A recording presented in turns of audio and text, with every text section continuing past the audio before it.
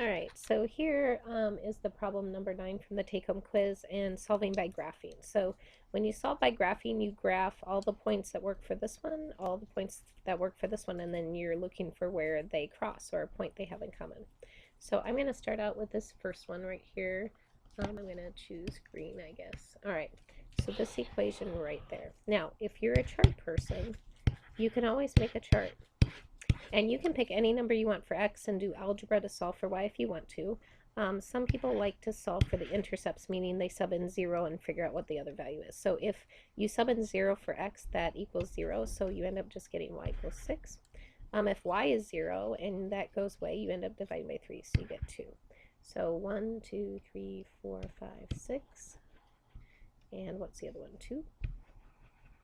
Right there. Now, some people they just try other numbers. So they're like, okay, well, if x is 1, let's see, that's 3. Oh, that would have to be 3. Okay. Or they might try 4. And then they're like, okay, if that's 12, then that has to be a negative 6. So you don't just have to do intercepts. You can either sub in and actually do algebra, like sub in a 4 and subtract 12 to both sides. Or you can use intercepts. It's kind of up to you. All right. Other people like to solve for y so they can do slope intercept. So to do that, I would subtract 3x from both sides and get y equals a negative 3x plus 6. Now, sometimes I might have to divide by, say, a 2 if there's a 2 there, but in this case, it's just y, so I'm done.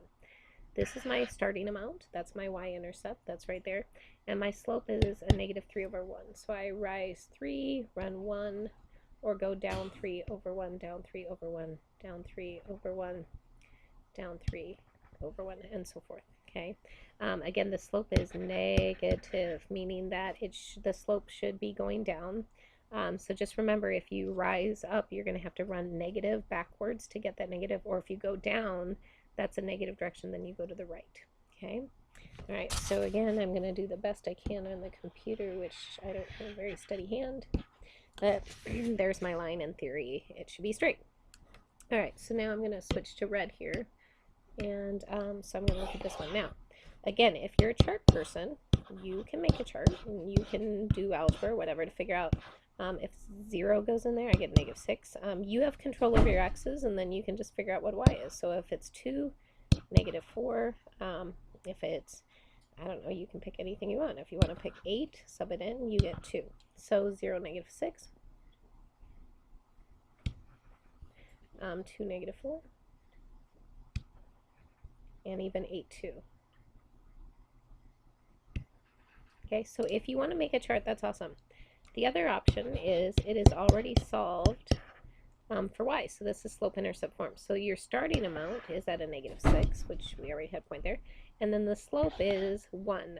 And again, to make it rise over 1, if you want to put 1 over 1, that's fine. So rise 1, run 1, rise 1, 1, run, and you go. There they have it in common.